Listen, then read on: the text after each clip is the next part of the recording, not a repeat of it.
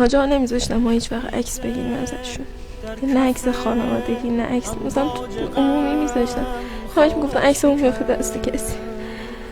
وقت مثلا دوربینتون گم میشه، موبایلتون گم میشه، وقت عکس تو اینا میفته دست کسی به کسی، هیچ وقت نمیذاشتم. یعنی مثلا اینقدر بود دیگه من خودم نمیگرفتم. این وقتی عکسای مونده یواشکی یه کسی مثلا خواهرم که حالا بیشتر دست به دوربین بود، ایشون مثلا یه وقتی گرفته. من عکس خانوادگی و عکس از ایشون خیلی کم داریم. دوست نداشتم، واقعا ناراحت میشدم. بعد ما این پیکر شهدا رو که آوردن ما میخواستیم برگردیم تهران، من یه عکس خانوادگی دستی جنبه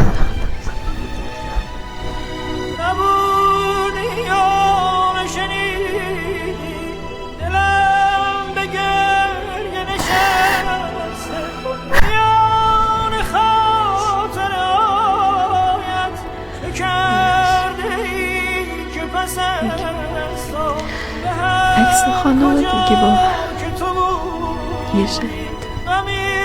نشسته به جایت کجا این شب